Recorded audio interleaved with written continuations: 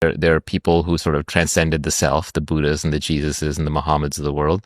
Who else is famous? The artists are famous. Art lasts for a long time. The scientists are famous. They discover things. The conquerors are famous, presumably because they conquered for their tribe. There was someone that they were fighting for.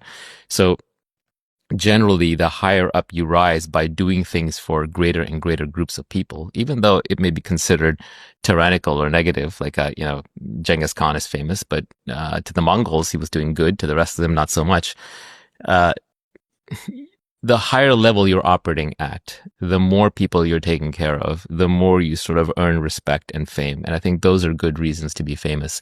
If fame is empty, if you're famous just because your name showed up in a lot of places or your face showed up in a lot of places, then that's a hollow fame. And I think deep down you will know that. And so it'll be fragile and you'll always be afraid of losing it. And then you'll be forced to perform. Mm-hmm. So the kind of fame that pure actors and celebrities have, I wouldn't want. But the kind of fame that's earned because you did something useful, why dodge that? No, you can't. There's a challenge, I think, especially if people make very loud public proclamations about things. You mentioned there about you're almost a hostage to the things that you used to say, that being able to update your opinions and change your mind looks very similar to the internet as hypocrisy does. No, the difference between me saying something in the past and saying something different now is perhaps I've learned, perhaps I've updated my beliefs, right. But so few people do it in a legitimate way. I think that the grifter shill, you see, this is the smoking gun that shows that he didn't really believe that thing all along. Right. And I went to a retreat in LA a couple of years ago, and there was a guy that I used to follow, that a big business and productivity advice content creator, really, really successful. And he just totally stepped back from everything and went like monk mode and focused on his business. I asked him why, and he said, I started feeling like I had to live up to in private the things that I was saying in public. Right. Yeah, it's a what was it that who said it? Was it Mencken that foolish consistency is a hobgoblin of little minds, right? But essentially, look, all learning is error correction, right? Every knowledge creation system works through correcting errors, making guesses and correcting errors. So by definition, if you're learning, you're going to be wrong most of the time, and you'll be updating your priors. And so, for example, I did this Joe Rogan podcast, I don't know, it's like 8 or 9 years ago. And people will call out like the one thing that didn't turn out to be correct, right? And it's just like, and they just beat on it because it helps them in their mind raise their status a little bit. Aha, I caught him in an error. Well, I think if you catch someone in a blatant lie where they believe one thing and they say another, that's legit. That's a character flaw. They shouldn't be lying. But on the other hand, if they just made a guess at something and they got it wrong, and by the way, mostly it's about the AI AGI thing, and I think I'm still right about that, but it's a different story. Mm-hmm, mm-hmm. People who think we have achieved AGI just fail a Turing test from their side. But it's funny how people latch on to single proclamations. But the reality is all of us are dynamical systems. We're always changing. We're always learning. We're always growing. And hopefully we're correcting errors. What you don't want to be doing is lying in public so that because you're trying to look good. And I think people can smell that. What this world really lacks right now is authenticity. And because everybody wants something, they want to be seen as something, they want to be something that they're not. And so you do catch a lot of people saying things that they don't really believe. And I think people are very sensitive to that. Bullshit radars have become hypersensitized to try and work out whether or not this person means the thing that they're saying. Yeah. I mean, a lot of people are wrong. Most of us are wrong most of the time, especially in any new endeavor. Difference between being wrong and disingenuous, though. Correct. Purposefully wrong. Correct. Exactly. So I think that's the big difference. If someone is wrong, no big deal, as long as they have a genuine reason for saying what they're saying or believing what they're believing. But if they are lying to elevate their status or their appearance or to live up to some expectation, that's the mistake. And that's a mistake not just for the listener, it's a mistake for themselves, because then you're going to get trapped in a hall of mirrors. You yourself are going to be consistent with your past proclamations. So if you're lying to others, you're going to be lying to yourself. You're puppeted by a person that you are not even. That's right. Yeah. It's like, what was that line? You're basically trying to impress people who, don't care about you. They don't like the real you. And if they saw the real you, they wouldn't care. And the people who would like the real you don't get to see the real you. So they pass you by. Right. You only want the respect of the very, very few people that you respect. Trying to demand respect from the masses is a fool's errand. Status games, the allure of accruing, whether it's fame, actual fame, or just the competition comparison trap, it's always there. There's a real draw of being swayed by social approval. But how should people learn to get less distracted by status games in that way? I think it just helps to see that status games don't matter as much as they used to. In old society, let's go back hunter-gatherer times, there was no such thing as wealth. You just had what you could carry.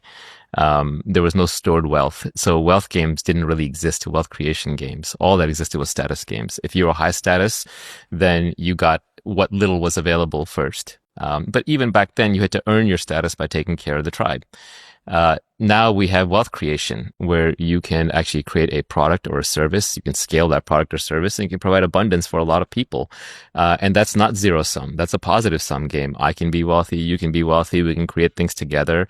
And clearly, since we are all collectively far, far wealthier than we were in hunter-gatherer times, wealth creation is positive. But status is limited. There's limited status to go around. It's a ranking ladder. It's a hierarchy. And so to rise in status, somebody else has a lower in status. Now, you can have multiple kinds of status, so you can expand some kinds of status, but it's not like wealth creation where it can go infinitely, where we can all be, living in the stars and moon bases or Mars colonies or what have you. So just realize that status games are inherently limited. They're always combative.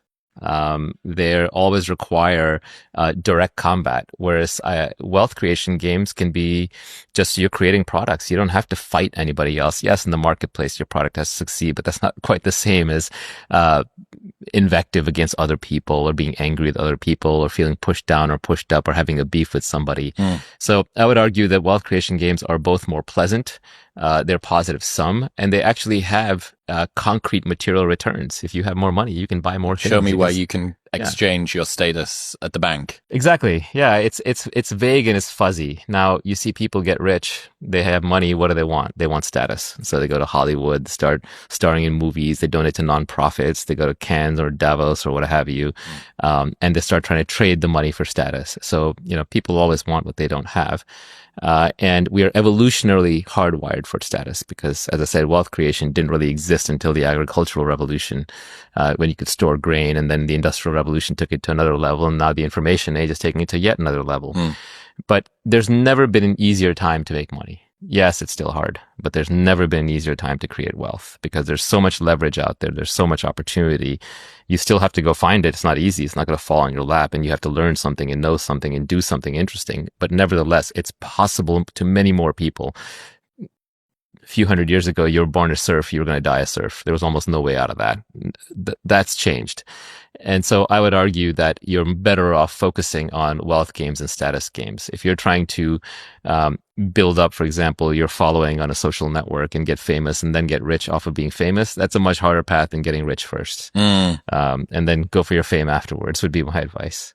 Well, a lot of people do that, as you said. It's funny how people who have achieved such a level of wealth, you don't think, why do you need the status? Given that most people use status to then try and cash in to achieve wealth. If you've achieved fucky money already, if you're post money or asset heavy, as it's known, why are you trying to go in the other direction? Well, as you said, because we've got an illustrious history biologically of wanting status, and wealth is kind of novel. It's new. Wealth is something that you have to understand more intellectually. Yeah, there's a physical component, more food, more survival.